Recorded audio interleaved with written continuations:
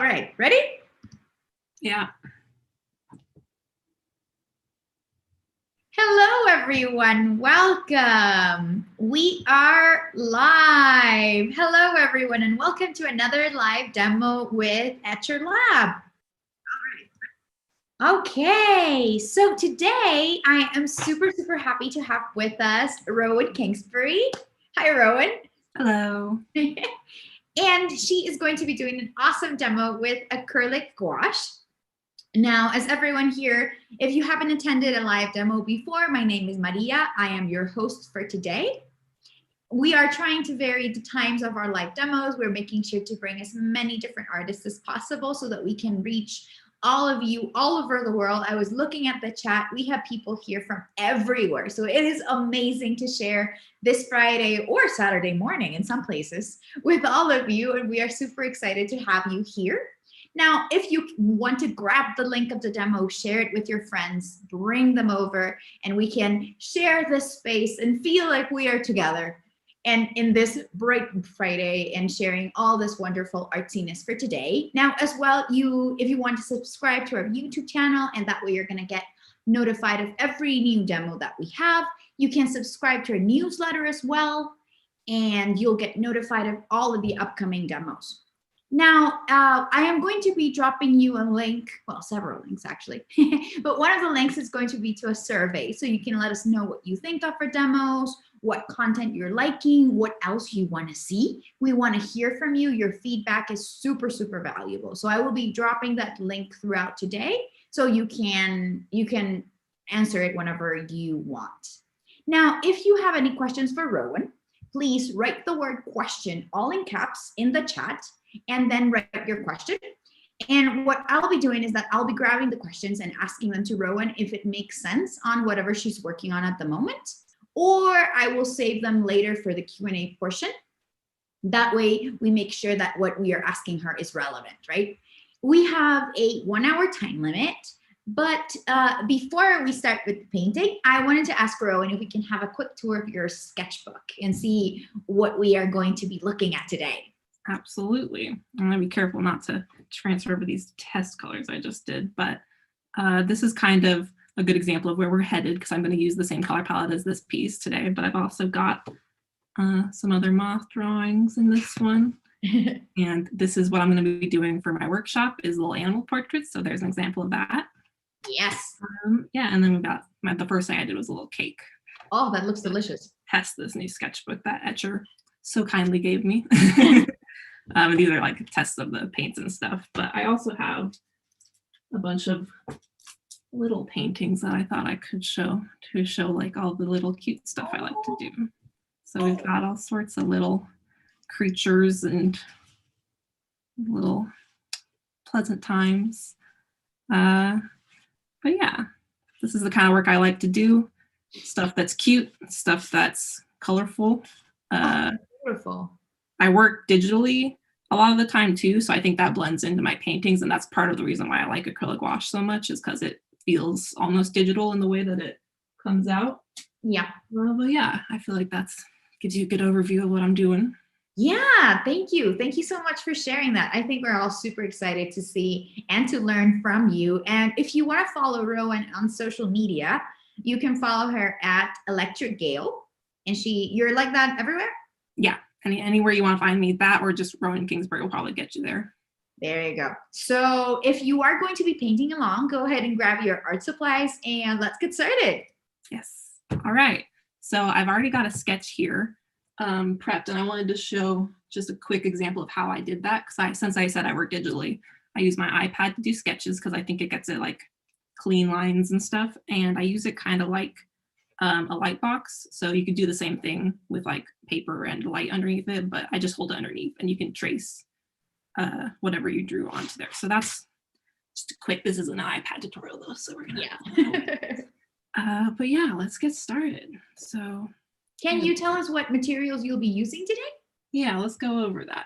So I've got my gouache is the main star of the show. Ooh, don't want to join audio. Make sure that's so these are the colors I'm using, and it's acrylic gouache, which if you don't know what that is, it's like gouache and acrylics combined. So it has the properties of gouache in the sense that it dries this really pretty matte, like velvety color, but like acrylic because it dries waterproof. So if you were using gouache, you could just like drop water on it and it would go all over the place. But with acrylic gouache, it dries and it's dry and you're done with it. So I like how you can, like, I don't like acrylics, but I like the layering you can get with this because you don't mess up the layers underneath it and stuff, and you can get a really smooth stuff, but you can also get like a painterly vibe to it. So yeah, I really like it. Do you want me to read out each of the colors so people know? Sure, we can do a quick run. Yeah, so we've got ash blue, peacock blue, titanium white, pale peach, and pale pink. This color palette is like complementary based, which is what I usually end up going for because I like usually pink and blue, specifically like pinky orange and blue green. I think that's a really pretty color palette to go together. And it's just good to keep in mind like a little bit of warm and a little bit of cool. I think it makes a vibrant piece in the end. And then I was also going to bring in this Prismacolor Premier pencil at the end in lavender because I like how colored pencil looks on top of acrylic gouache a lot. I think it gets a little textury, gives you some clean lines. And then we've got brushes. So I use this Etchr brush, the 3/8 one that's got this little angle to it. I really like the angle because you'll see once I start that you can get like details, but also flat areas. And it's really versatile. So I kind of use that for like all the big shapes, laying everything in. And then I've got my Princeton brush. This one's also Princeton, but I think it's a little bit of a cheaper one. I've had these for forever. But it's a 3 and a 0. And they're kind of flat on the end. It might be because I've had them for forever. That's just how they are. I honestly don't know. But I really like how they work with gouache because you can get better edges, I think, when it's a little bit flat on the end. But I also have some pointed ones from Etchr over here too, in case I want like really thin details. And then I just got your sketchbook is Etchr as well. Yeah, which one? I forget. It's the hot press with this cool canvas thing. I think you can paint on this apparently, but I was kind of thinking iron-on patches might look cool if I can find some. I don't know. We'll see if that works. But I really like hot press paper for acrylic gouache because I like a flat surface, but I don't like using canvas for stuff just because I just too important feeling, too much commitment. I don't know. So either hot press or mixed media. I'll also use like my Strathmore mixed media sketchbook for a lot of things because that's for like when I want it to be even less precious than this one. Just for like cheaper paper, but still like holds the water and holds the gouache well. And then I've got, you know, my little water cup. It's old. It's like a little mason jar thing. And my Stay Wet palette, which came with like proper Stay Wet stuff, but this is a cool trick that I wanted to show people. Because the Stay Wet stuff takes a little while to set up anyway, and I prefer to work fast sometimes. But if you just put paper towel and then soak it and then pour out all the extra water and then put parchment paper on top, it's a Stay Wet palette. It'll keep your stuff wet for way longer than it normally would because acrylic gouache dries really fast on the palette, and you have to work really fast if you don't have something like this underneath it. Yeah, I think that's all. Awesome. Other than this big brush, which is just like another Princeton, one of my random giant cheap brushes that I have that I'm going to use for the initial wash. So let's go ahead and start painting, I guess, break into it. Yeah, let's do it. All right, so I'm going to start just to get the nerves out and get the paper prepped with a really light wash of the peach color because I like a warm underlayer before I paint things a lot of the time. And I also like when the paper is a little bit wet when I apply my first layer of this. Some people might say like, don't use a bunch of water with your acrylic gouache. And that makes sense, especially if you're working bigger than how small I work. But I kind of like to layer a little bit thinner layers sometimes because I think it makes like a lot of really cool color variations. So, and I think this makes everything go on a lot smoother, which is one of the tricks with acrylic gouache, I think, is like the edges will be a little hard to get straight if you don't get it to the right consistency, if that makes sense. Oh, okay. So you have to add water to thin it down. And Yeah, just a little water. The page. I use a variety of levels of water, I think, but a little bit makes it spread on without doing that thing that like acrylics do where it kind of separates around the edges and stuff. So it's not like a straight edge. I don't know if that makes it. We'll see when I start doing stuff, how the edges come out. But yeah, so it might be hard to tell what I've done here, but it's all a little bit peachier now and it's a little bit wet. Yeah. That's how I like it. So we're gonna rinse that out. You gotta always rinse out your brushes really well when you're using acrylic gouache because it will dry in your brush and you don't want that. So you might want to use brushes you don't care about as much, but I also just really like that one Etchr brush. Where did I put it? The angle is really nice. So I've committed this one to acrylic gouache. And did you know that all of our products are vegan friendly? I didn't know that. That's nice. Yeah. So yeah, because I think all the brushes I'm using today are definitely synthetic for sure. Partially, I mean, because acrylic gouache will mess up anything super duper fancy or anything like that. But these brushes are really nice. I have the little pouch thing here too. It's so cute. Oh yeah, the carry one. Makes me so happy. Yeah, I've got the whole little set. I'm excited because I think it would be really good with watercolors and like regular gouache too. And I kind of dabble in everything. Okay, but I'm distracted. I was just rinsing my brush over and over again. Go for it. We're gonna lay down some paint now. So let's see, let me think. What was my plan here?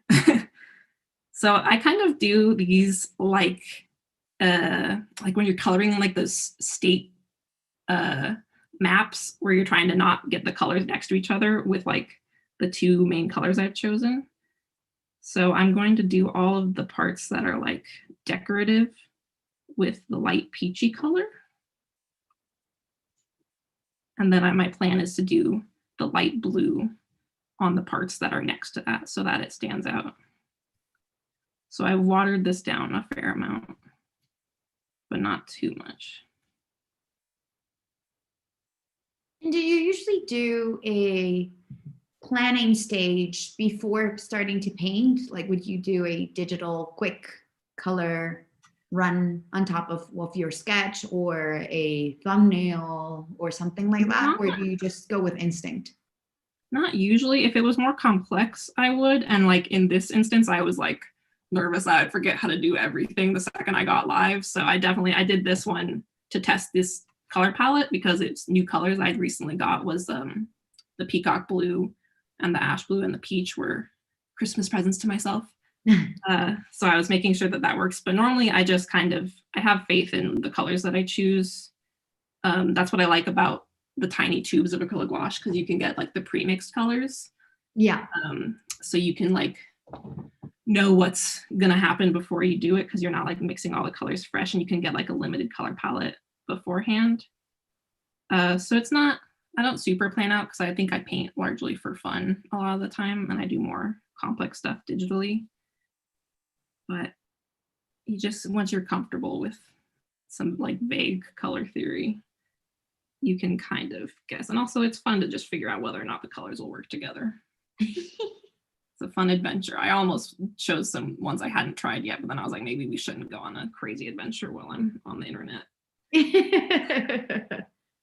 But yeah, okay, so to explain what's happening, the angle brush is making this a lot easier because I can get those straighter edges at different thicknesses thanks to like the tip here and the way that it goes flat like that. So I don't know if that makes sense. Oh yeah, I think it and now that you're doing it, I can see the way you're handling the brush. Yeah. That way you can get those nice lines and those geometric shapes. Yeah. Laid down. And I like to work fairly flat with this. Mm-hmm. It's almost like having your paint bucket tool. Yeah. Just get it all laid down in there.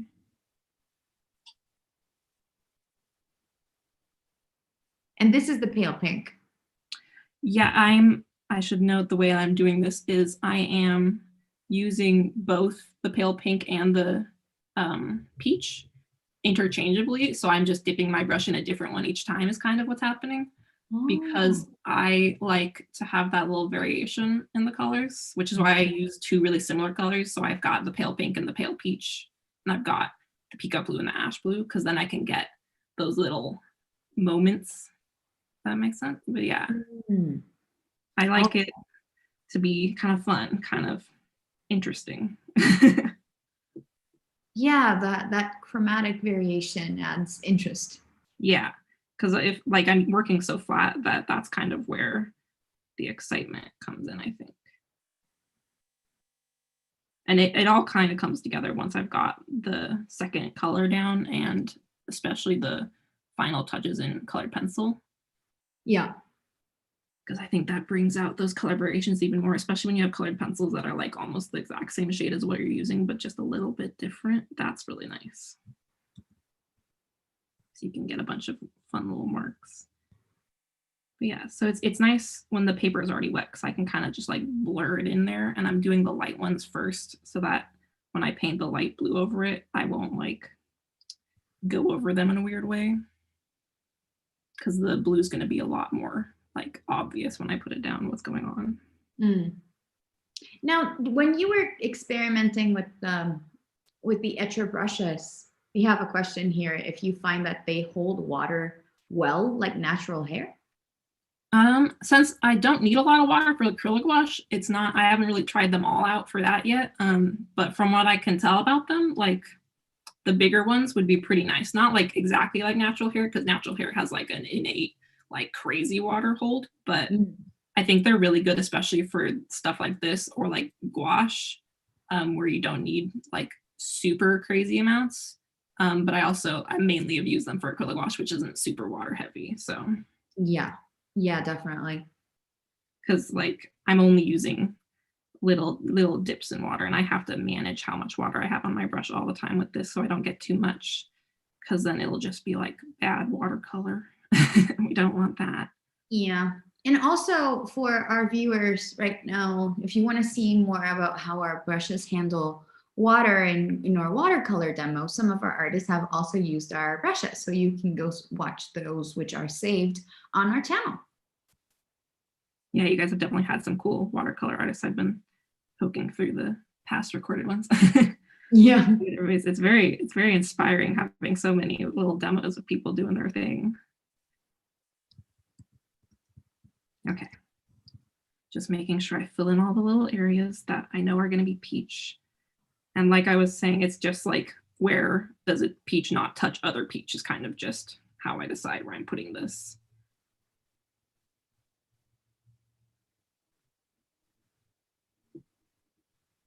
They are asking why your image is red. My image? Your drawing, sorry. Oh, like why it's all kind of red toned already? Yeah, like the outline, why is it red? Oh, yes. Did I get out that colored pencil? That's how I like to sketch my lines down, is with a color erase colored pencil, also by Prismacolor. Just because graphite would smudge everywhere and it's gray, and I like to get like little color variations, like I was saying, in wherever I can. So this is one of my favorite ones to use because it's like a really nice pink color. And it's just light enough that it's not like crazy in your face, but it's also going to show up a little bit underneath the lighter colors. Yeah. So I really like that.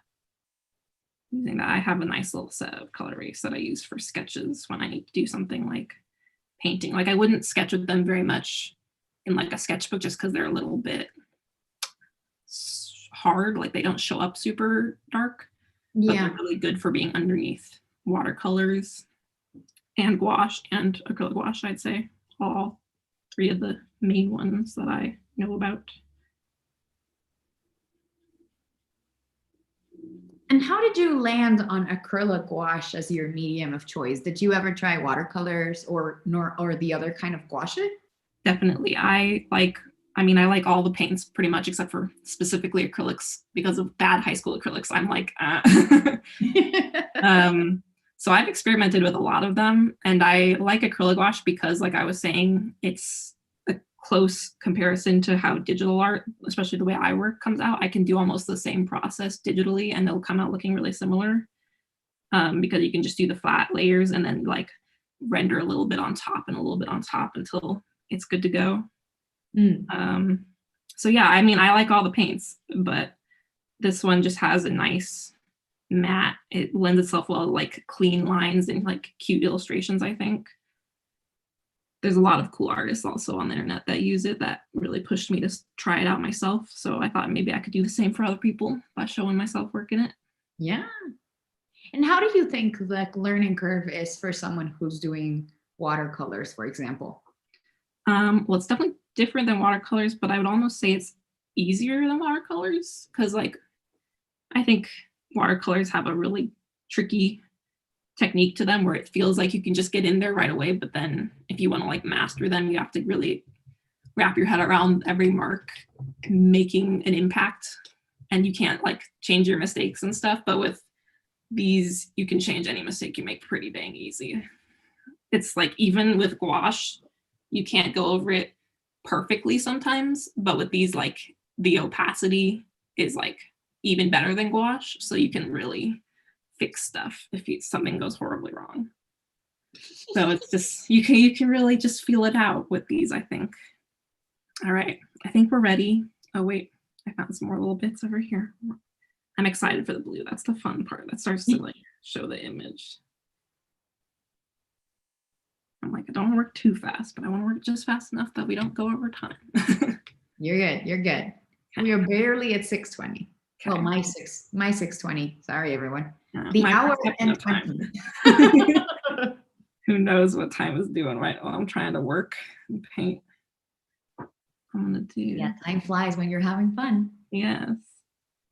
And like right now, I'm just kind of placing the pink and the peach in different areas to make the variations I was talking about, just to make sure everything's got like a little bit of fun color variations. And the pink is just a little bit darker than the peach, so it works good for shadows in like a really gentle way. Like I did the body part in the pink and the top part of the, I don't know the words for bug anatomy. I'm suddenly forgetting. You can find this thing. That thing, I made it peach so that it would stand out from that because there's a little bit of a difference in there. But I'm just going to go in with the peacock blue now. I think it's time. So I can just take I haven't done much so far. So you can see I was just working from these back and forth, and now we're going to mix some white into this. And I think a little bit of the peach to get like a light peacock blue. So that it stands out from the background, which is going to be a dark combination of these two. And what does the peach that you just added do?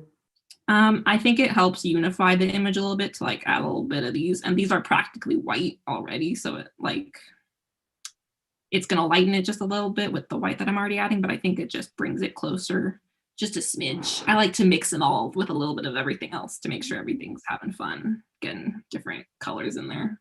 Yeah, like they're talking the same language. Yeah, that's a nice way to put it.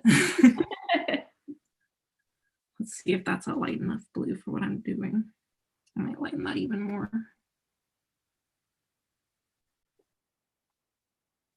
And I just work really small and in small amounts a lot of the time. This is like one of the bigger batches of paint I would mix, just because when you have to remix paints all over again, you get those color variations.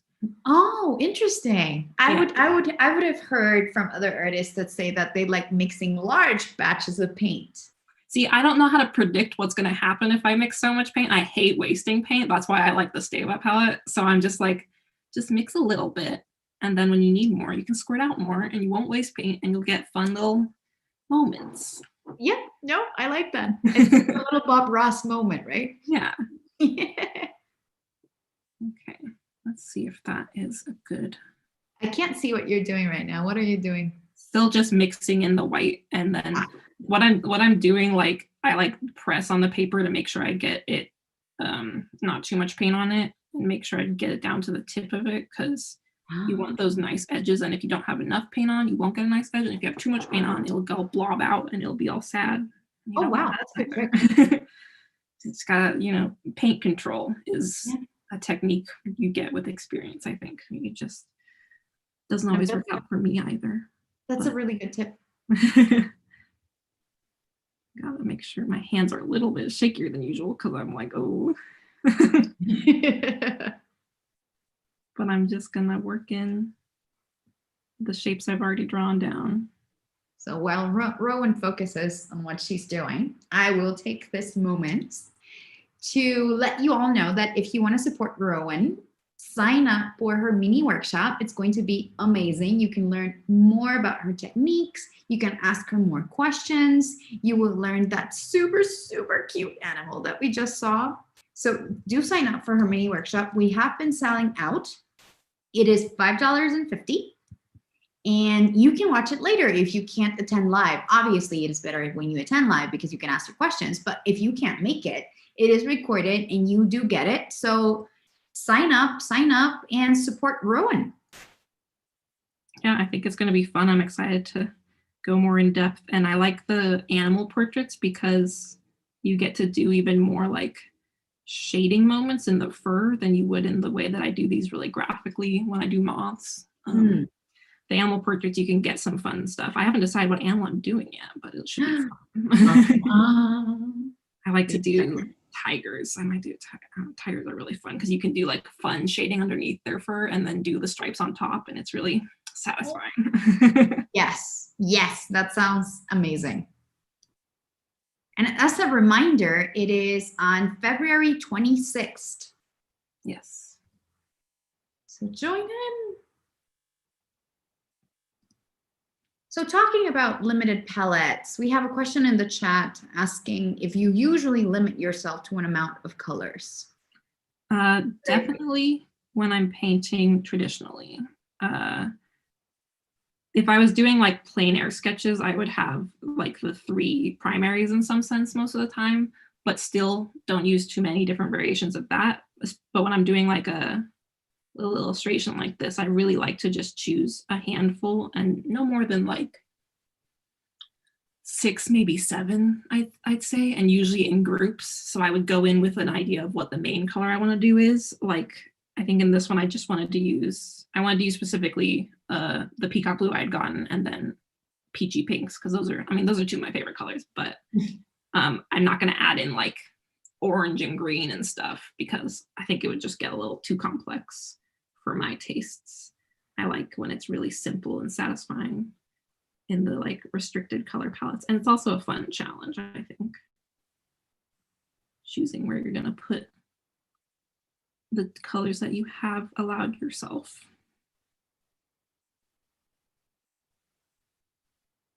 So now they are asking if your base layer, all the peaches and pinks you added, it's already dry? Yes, for the most part it is. It dries really fast. That's a good thing to note about acrylic gouache. It dries fairly fast and then it's not water soluble anymore. So like I could go over these really hard with water and they probably wouldn't do much now, which I think is nice. I like how it's not like layering really thick paints. It's really thin if you put it on thin, of course, but it lets me go over it more easily than say gouache that's not acrylic, because if you go over it really hard, it'll start to come up and then you'll be sad. Yes, and I don't want to be sad. Yes. I mean, not to say I don't like gouache. I also like gouache. Like, paint is nice. No, but it's super interesting to hear about the differences between gouache and acrylic gouache and watercolors, because all the media, part of being able to paint with it successfully is knowing the differences. Yes, definitely. And experimenting, of course. Yeah, you can't treat them all the same. Gotta think about what the properties are and use them to your advantage. Like how this is really good at making the flat shapes. And I like that I'm doing this carefully, but I can definitely just go in and fix any edges that I mess up with the peach after I'm done with the blue layer. So that's comforting. Now, honestly, I think I'm gonna use a different brush for the edges of the wings because those get really tight. I'm stubbornly like to use the same brush for as much as I can before I switch to a new one. I don't know. I like things that are efficient and multi-purpose. That's why I like this brush so much, because I can do all these different little crevices fairly efficiently. Oh yeah, totally. It's amazing what you're doing with one brush, to be honest. There's a lot of control there. Definitely.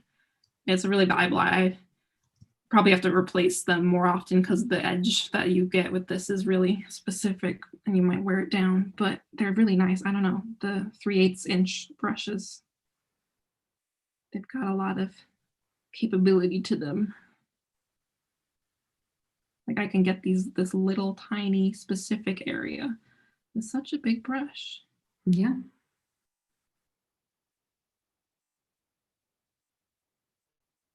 It's so peaceful to watch you paint.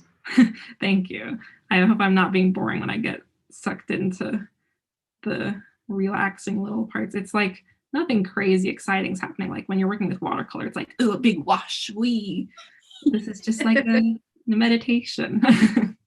Yeah, no, but I think there's a place for everything, right? Like it's nice to just do something that's a little meditative, that's relaxing. And with this moth and with the pattern and everything, I find that the symmetry is also really helping me unwind after a very long week.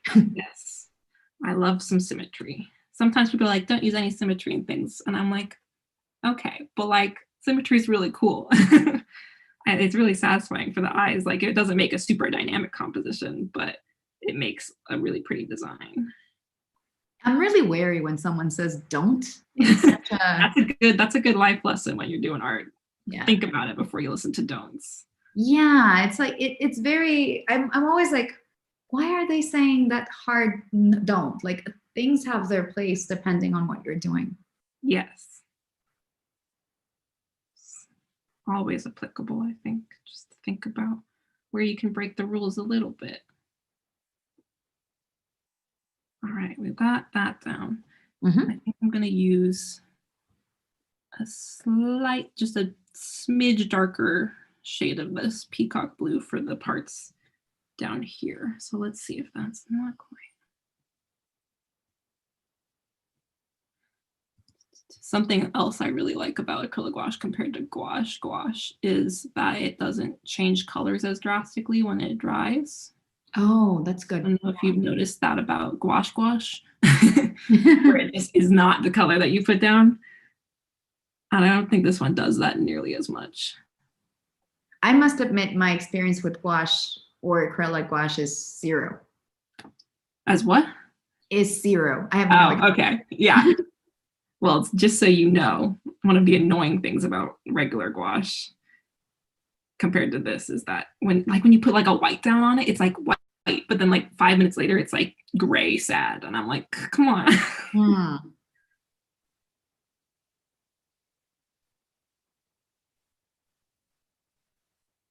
So we got another question about water. Okay. So Danny is asking that your very, very first layer, the peach combined with a lot of water. Yes. Was that still damp when you started painting the first inside parts of the moth? Or did you wait, or did you know that it was already dry before you started adding more? It was definitely still damp, just a little bit, because I didn't use like a crazy amount of water. And I like that for those initial passes because it helps me get these like soft blends of like the pinks and the peaches and stuff. And I think it's goes on really smooth when I'm doing those first passes. And I usually do like a light color for that first pass too. So everything just kind of is a little fuzzier, and then I can crisp it up like I'm doing right now with this darker color. Yeah. Yep, that makes sense. It's probably, I mean, my techniques come from having used gouache and watercolor a lot in the past too. So I'm adapting them to acrylic gouache in an interesting way, I think. Yeah, no, it's super interesting to hear you say how you think about that fuzziness and that edges and bringing more interest to the piece. Mm-hmm. And how do you know when you're adding too much water? Well, it'll start to get really loose is the way I could describe it. It's like You don't want it to be so thick that it doesn't, like, you can feel it on the brush, like the way it's going on. It'll start to glob up on the edges if you haven't added enough water, and if you've added too much, it'll be really hard to control, and it'll get watercolory, but in a way where it's like splotchy, which not everybody would want. Oop, I got a little bit. I can fix that. Wasn't quite dry. Sometimes I forget to work from left to right like a fool, but it happens. Yeah. But yeah, you want, like, I've had people describe like gouache and acrylic gouache like you want like a heavy cream consistency. Right. That makes sense. That's a common way of saying it. And some people would argue you could just not put any water in acrylic gouache, but I don't like that really thick feeling. I like it to go on a little bit smoother than that. If I was working like super duper flat, then I could do that and it would be really crisp, but then I wouldn't be able to, like, I don't know, finesse as much as I like to do. Yeah, that makes sense. Because by watering it down a little bit, I can really just like play with each little brush stroke and then layer on a little bit of a different brush stroke, and it won't get really heavy on the paper.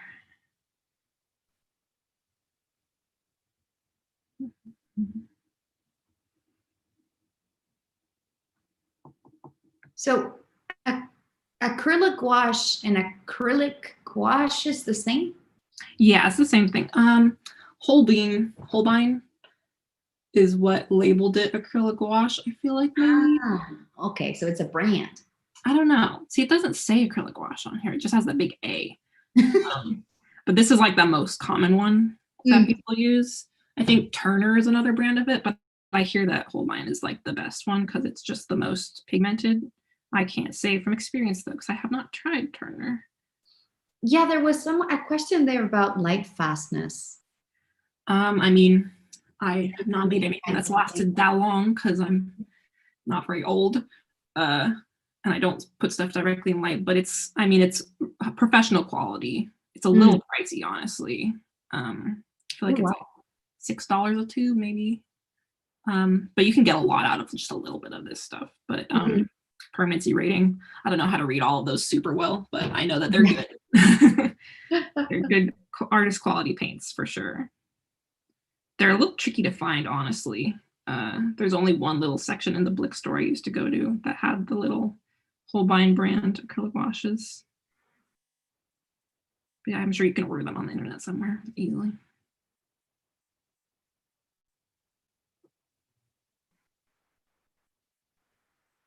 All right. Big section. Done. And we're gonna switch brushes now. How exciting. We got 20 minutes left, just a heads up. Okay, cool. I'll work a little bit more efficiently. I feel like that's the right amount of time that I need, but who knows. I'm gonna try and wash this brush well, but I don't want to waste all my time on it. I hate to leave paint in it. I'll leave it wet. That'll help. Oh, I had a question myself that I hadn't thought about it. Yeah. Did you put tape on the sides just to create a frame? Yes, I like a frame. I think it's nice and neat. Fun trick with the tapes, I just use regular artist masking tape. And I don't know if everybody already knows this, but if you take the tape and you put it on your jeans or your clothes for just a second and rip it back off and then put it down, it's less likely to rip the paper. Oh yeah, very important tip. I don't know. I learned that when I was fairly young, I think. I just held on to it. Yeah. And also don't put tape on top of wet paper. Oh yes. And like, don't leave it overnight most of the time if you can avoid it, because then it's more likely to rip if you left it. Like I left this one overnight and the side ripped a little bit and I was like, oh no. Yeah. It works best if you put it on right away and take it off right away. But I really like, it's going to be really useful when I do the background, which is going to be the darkest shade in this. Oh, it'll be nice. Yeah, I like that part a lot because it's really relaxing and you get to just outline the whole moth in like a one big color. So we'll try to get all these little details done in time to get that done. And could you have done the darkest background, like cover the whole thing in dark blue and then go over with the peaches and all these lighter colors? You know, you could. I don't think, because I use water in mine the way I do, I get a little bit of the white paper showing through for vibrancy. So I don't think it would be quite as vibrant if you did it that way. But I think you could, like, because this kind of paint, you can use it on things that aren't paper even. Like you could paint anything with acrylic gouache because it's like acrylics. As long as you coated it with the right like overcoat, you can, it's pretty opaque and you can kind of put it, like you could probably paint like something that's black. Yeah, but your technique, because you were using water, you are taking advantage of the brightness of the paper. Yes. And like the nice colored pencil lines I started out with give me that little, like there, you can see how they're starting to, they show through on the edges, and it gives it like how light on the edge of a shadow is especially vibrant. Makes everything look really cool. Yeah, no, and it makes sense because you don't want to erase all your hard work. Yeah. And also, I mean, I really like the part where you get to carve out an image with the really dark color. You can see when I do it, it's really relaxing. Those satisfying videos. Yeah, and you can fix up any issues you have with the edge of the painting that you've done when you get to that part. I really put a lot of little dots in this design. Definitely a finicky one, but I can go over them with the peach when I'm done. So when all this is dry, you could go over a thin down layer of another color on top, and it would work. Oh yeah, you could glaze over the whole thing with a thin down. It wouldn't be like a super clear glaze like you would get with watercolor or something. It would be an interesting like foggy effect, which I think is actually really useful if you were doing like a complex lighting situation. If you like watered it down a lot and you did a white over it in like areas, you could get a really cool lighting effect with it, I think. And it wouldn't disrupt any of the colors underneath, which is the significant part. Like it wouldn't smudge the paint around. Noah Kingsbury says hi. Oh, that's my brother. Hello, Noah. I figured that you were related. No, it's some strange Kingsbury I've never heard of. Thank you for coming, Noah. Very nice.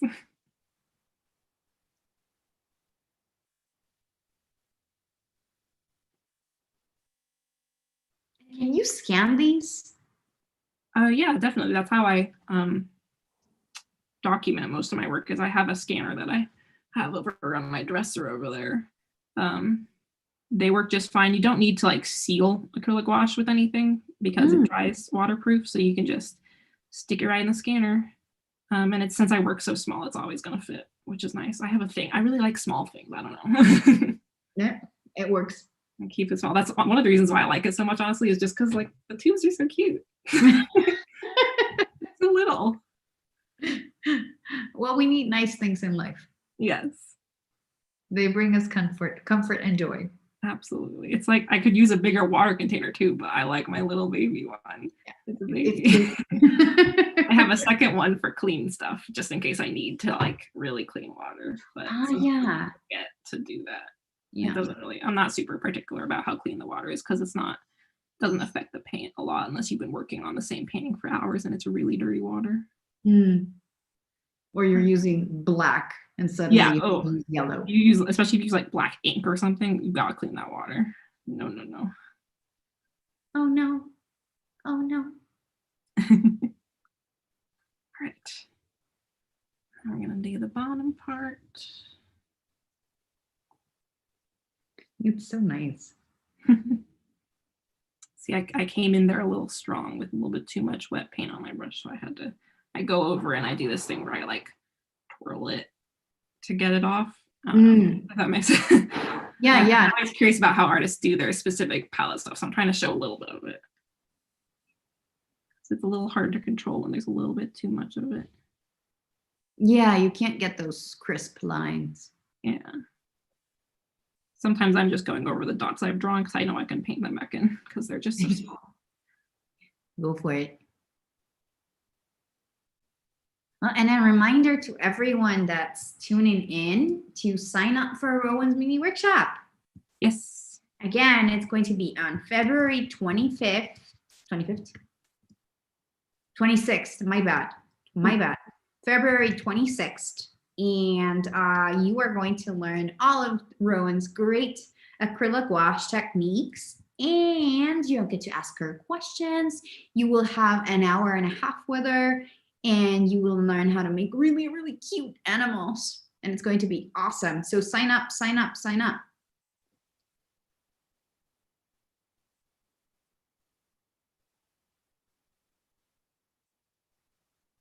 It's looking great. Thank you. It's not, it's like filling in the colors that the drawings I've already designated where everything's going, just having a fun time. And it's almost like coloring in a coloring book page. Yeah.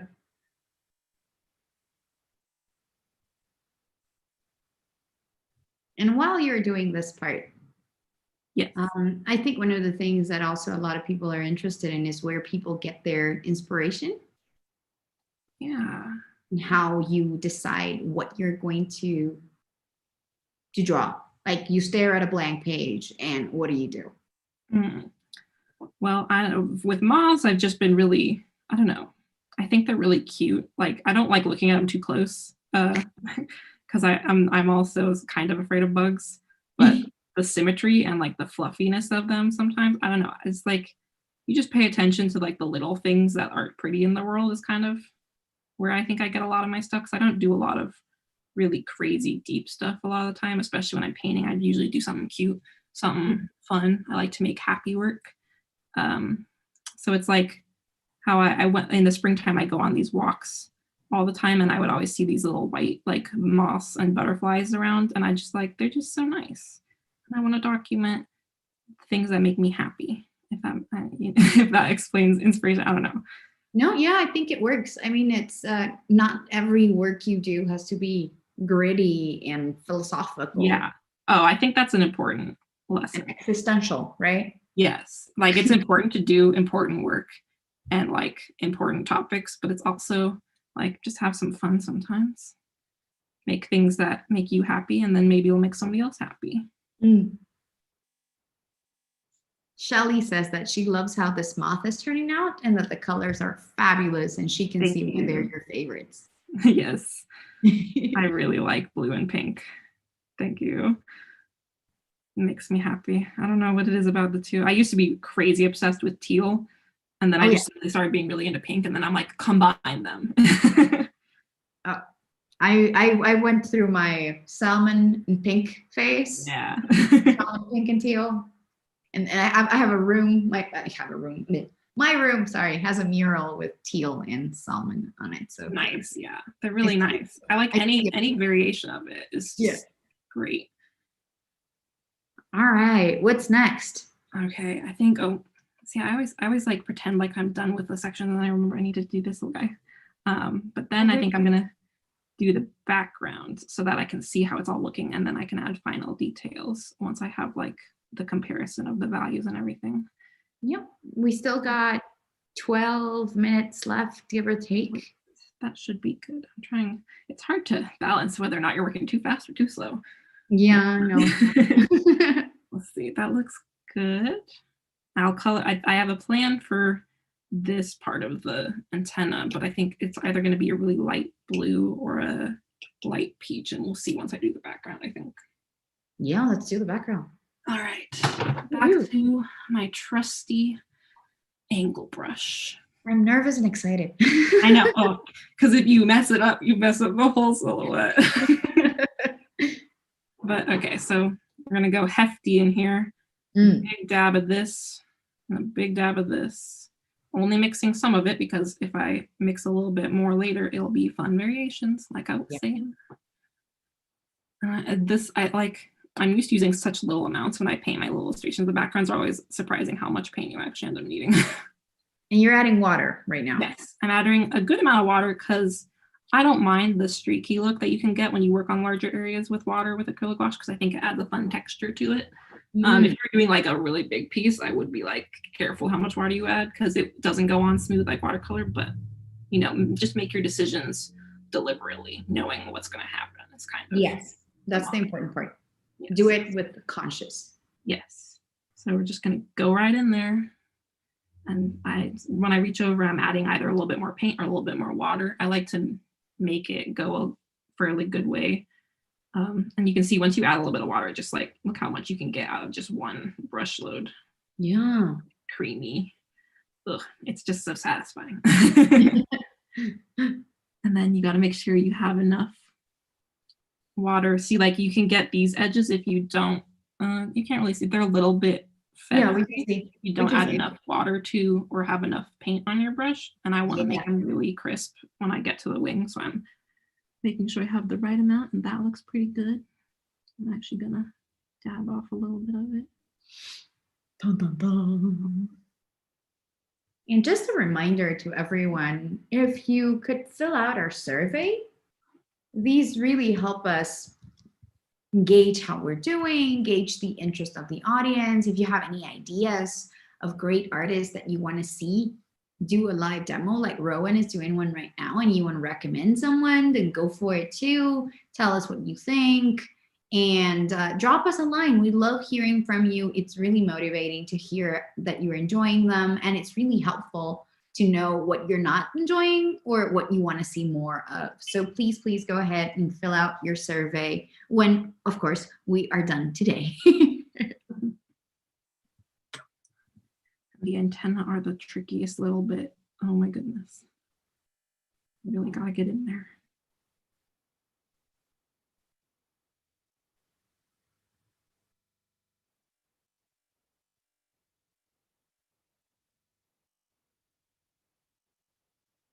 I was holding my breath there for a second. Yeah, I got a little bit off there, but I see it. What I just remember, you can fix it later because it's acrylic gouache. Make sure. Yes, you can. Yes, you can. Like it will never be as crisp as like that initial pass of that vibrant pink down on the white paper, but you know, the imperfections are what makes traditional painting so fun and tactile. And how do you decide whether you want to do something digital or traditional?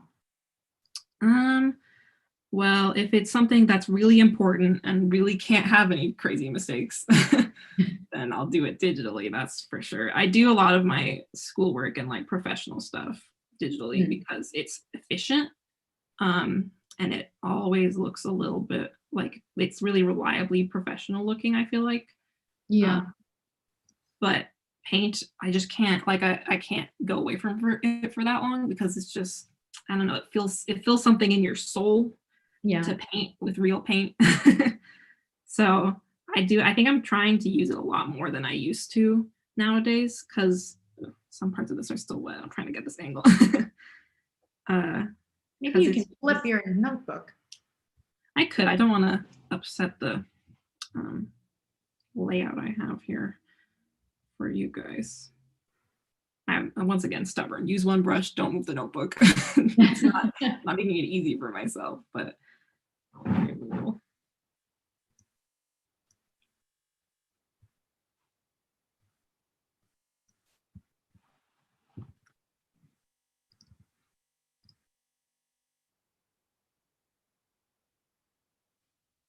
Yeah, I mean, this is an important part of the process. Mm-hmm. You got to do what you got to do. I'm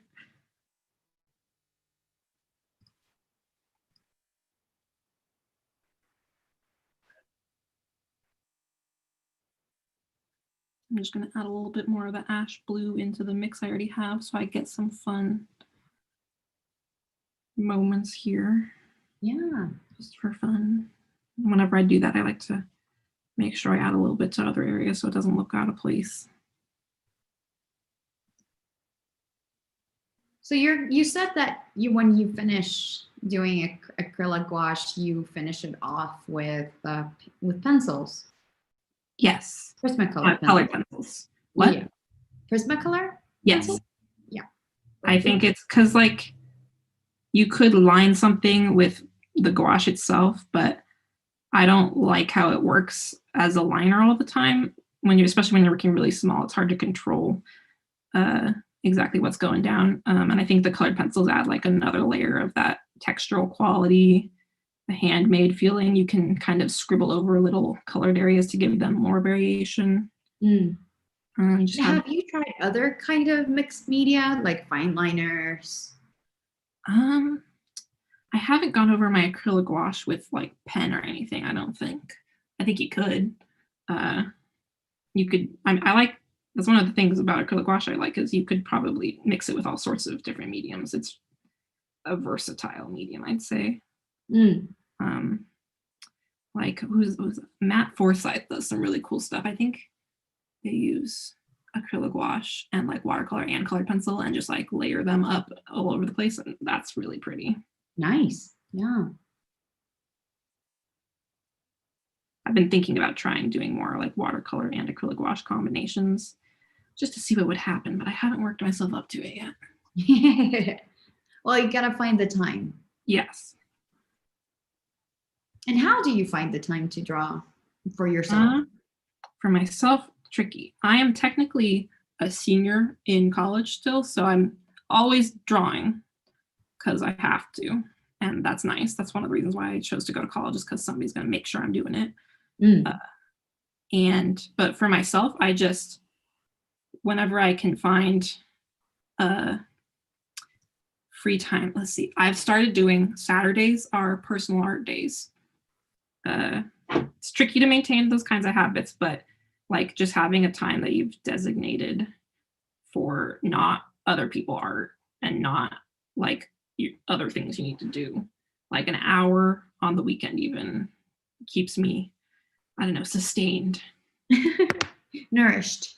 Yes, nourished. I had a lot of fun in October this year. I finally did a pretty successful October challenge, like drawing challenge, which is what those little paintings were from. Was just like daily, like an hour of painting, and it was really nice. Just for myself, just for fun. Yeah, I mean, hearing that you're studying and you're painting for yourself, and I'm like, how does she do it? Tricky. I just really like art. I don't know. It's interesting because I'm not studying painting or traditional art. I'm self-taught when it comes to traditional art for the most part. Like I'm in illustration as a degree, but it's more learning the thinking side of it, I'd say, and not like the painting side of it. And this is just something for me, I feel like, which is nice.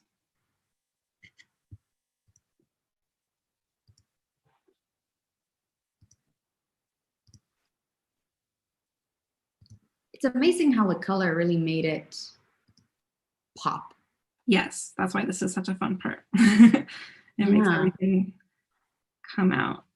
It really elevates the like pink parts once you've surrounded it all with this blue green, because they're complementary. So you get that vibrancy. And then the light blues are a nice way to subdue it so it doesn't get too crazy. Yeah, that would be a bit much.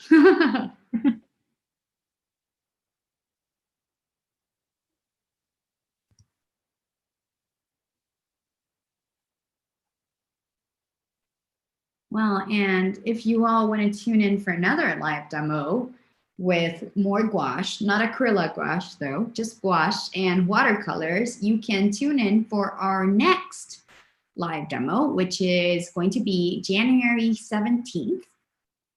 And you can find that on our channel, so you can tune in and make sure that you come join us for another one of these wonderful, wonderful live demos.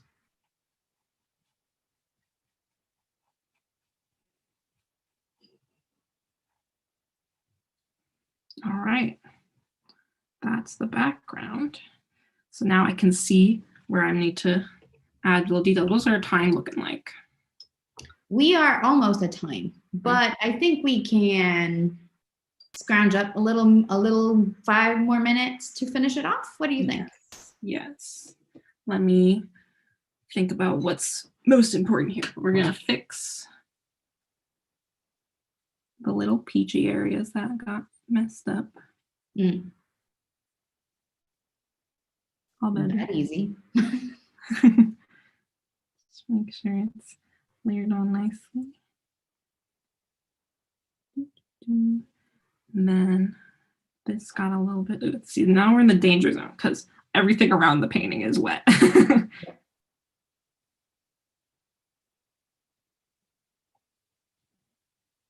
Definitely got some on my hand there. And I think we're gonna, little dots. Trying to remember the symmetrical aspects after I've painted over things is sometimes a little finicky. Make sure everything is matching for the most part. All right. And then we're gonna, I see a little area that needs a little bit more.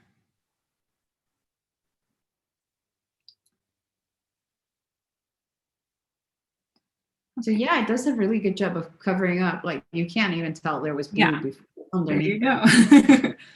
And we're gonna switch to my slightly smaller brush for the final moments. I think we're gonna do a really light blue for the bottom part of the antenna. I think that's a pretty color to go there. This is like the fun. Just get to make sure everything's working okay at the end here. My concern right now is that it won't be dry enough for me to color pencil over, but we'll try to give it its space. Yep. A lot of it's dry. We got another question here. Does acrylic gouache crack if it's laid too thickly? You know, I think I've heard that that's the case. That's one of the differences between it and regular acrylics. I've never laid it so thick that it's cracked, and I've layered it a fair amount. I mean, I wouldn't recommend rolling the paper like crazy. Just treat it nicely. But yeah, if you're doing some, like, it's not good for, like, what's the word? When you like palette knife on heavy acrylic paint, that impasto, something like that. It's not for that. It's for flat works. So you're not going to create like heavy paint texture with this and be like, it's not what it's meant for. Yeah.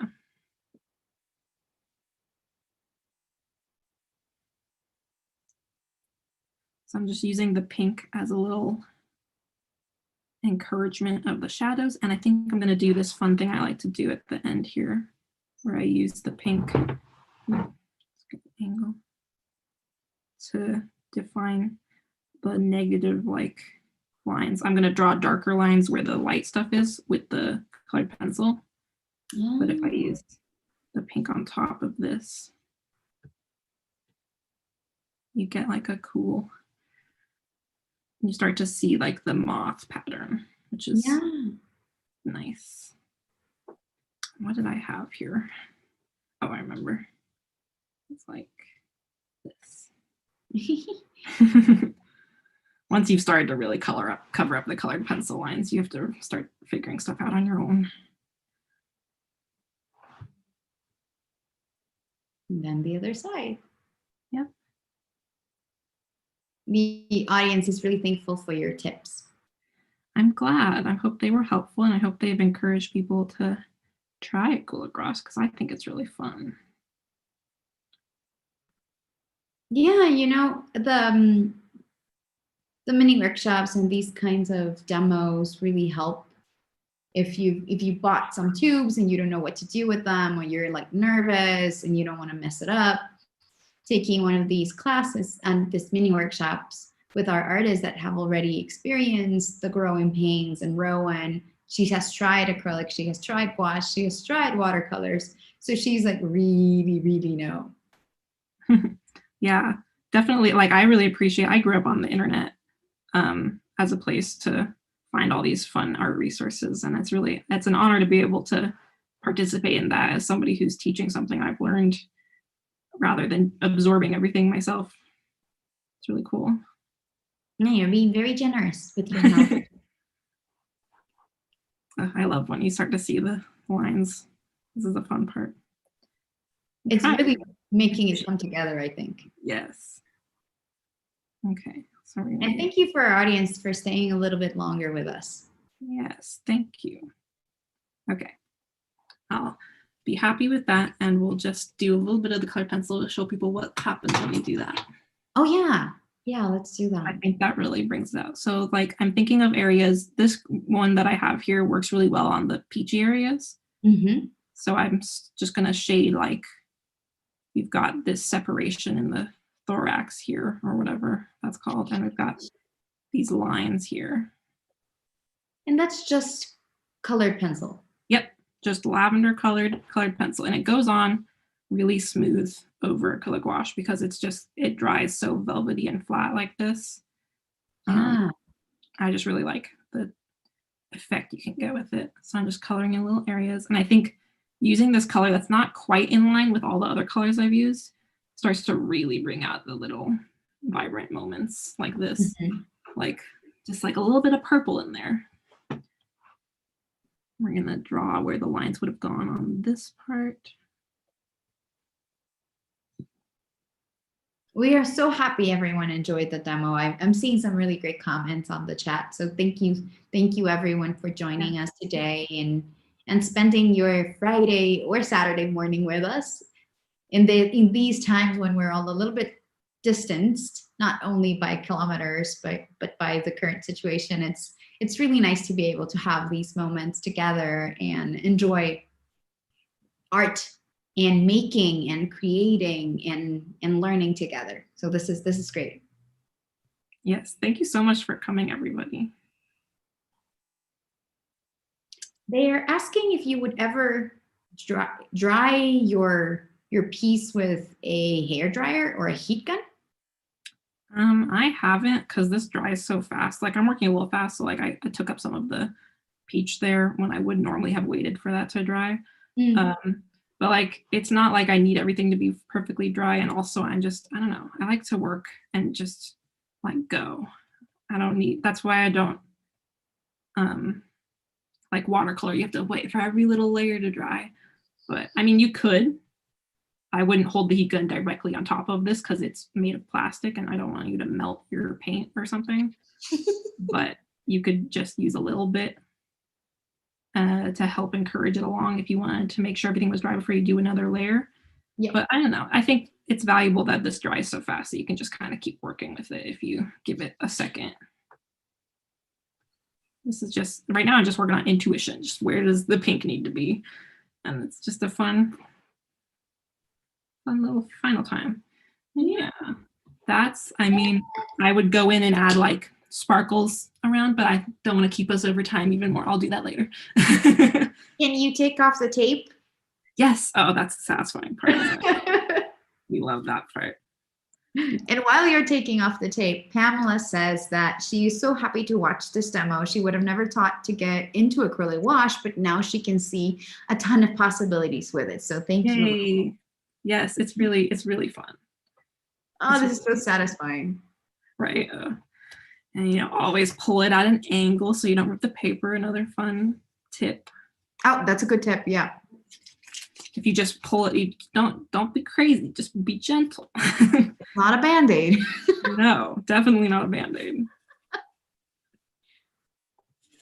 Yeah, I love this part. I really appreciate y'all putting up with my bad jokes.